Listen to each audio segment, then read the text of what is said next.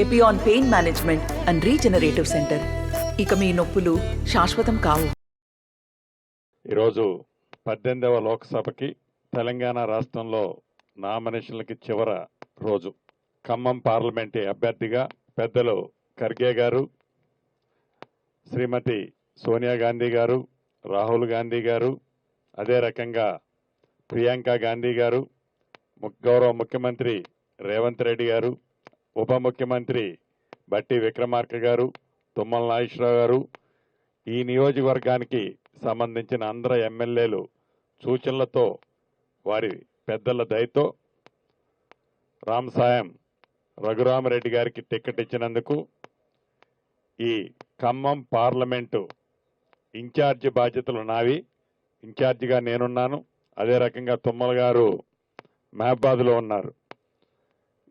ఈ నియోజకవర్గ పక్షాన హైకమాండ్కి, ఈ పార్లమెంటు పరిధిలోని కాంగ్రెస్ కుటుంబ సభ్యులు, అభిమానులందరికీ మనస్ఫూర్తిగా ఈ నియోజకవర్గ ప్రజల పక్షాన అధిష్టానానికి కృతజ్ఞతలు తెలియజేస్తున్నాను. ముందుగా చాలా సుదీర్ఘంగా ఇందాక తుమ్మల గారు చెప్పినట్లు ఖమ్మం పార్లమెంటు టికెట్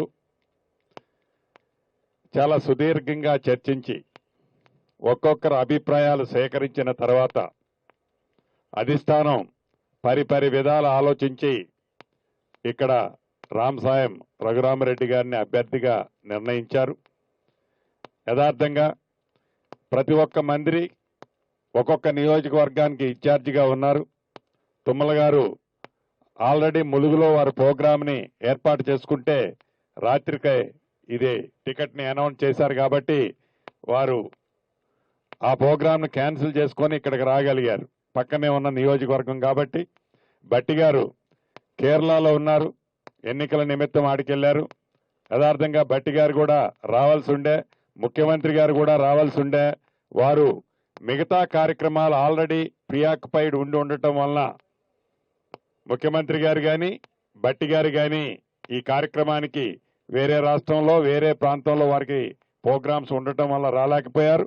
తప్పకుండా రైట్ టైంలో వారిద్దరు కూడా ఈ ప్రజలను, ఈ నియోజకవర్గ ప్రజలను ఉద్దేశించి మాట్లాడటానికి వస్తారని మీ ద్వారా యావత్ నియోజకవర్గ ప్రజలకి తెలియజేసుకుంటున్నాను.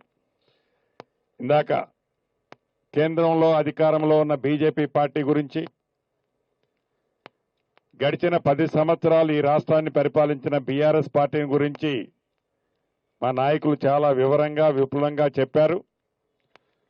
ఒక్కటే ఈ వేదిక ద్వారా ఖమ్మం పార్లమెంటు పరిధి, అదే రకంగా మహబాద్ పార్లమెంటు పరిధిలో ఉన్న ప్రజలని ఒక్కటే కోరుకుంటున్నాం. ఆనాడు దేశ బాగు కోసం బుల్లెట్లకి గురై ఇందిరాగాంధీ గారు, శ్రీమతి ఇందిరాగాంధీ గారు, రాజీవ్ గాంధీ గారు ఇద్దరూ ఈ దేశ ప్రజల కోసం ప్రాణాలు అర్పించిన సంగతి మీకు తెలియంది కాదు.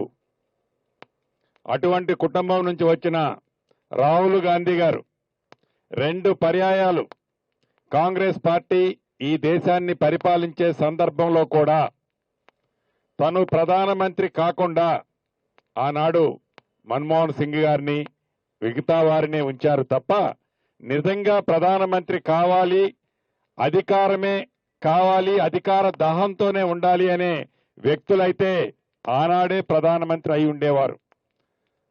దాన్ని గమనించి ఈనాడు ఈ దేశ పరిస్థితి క్షుణ్ణంగా, ఇందాక పెద్దలు చెప్పినట్టు తెలియంది కాదు, ఈ దేశాన్ని గాడిలో పెట్టాలంటే అది ఒక్క సెక్యులర్ పార్టీ అయిన కాంగ్రెస్ పార్టీతోనే సాధ్యం. కాబట్టి దేశ ప్రధానిగా రాహుల్ గాంధీ గారిని చేసే దాంట్లో ఖమ్మం పార్లమెంటు కానీ మహబాద్ పార్లమెంటు ఇద్దరు అభ్యర్థుల్ని మంచి మెజార్టీతో కాంగ్రెస్ పార్టీ గుర్తైన అస్సం గుర్తు మీద ఓట్లు వేసి మంచి మెజార్టీతో గెలిపించాలని మనస్ఫూర్తిగా మీ అందరినీ కోరుకుంటూ, మండు టెండర్ను సైతం లెక్క చేయకుండా ఈ కార్యక్రమానికి హాజరైన కాంగ్రెస్ కుటుంబ సభ్యులందరికీ మరొక్కసారి పేరు పేరున అభినందనలు, కృతజ్ఞతలు.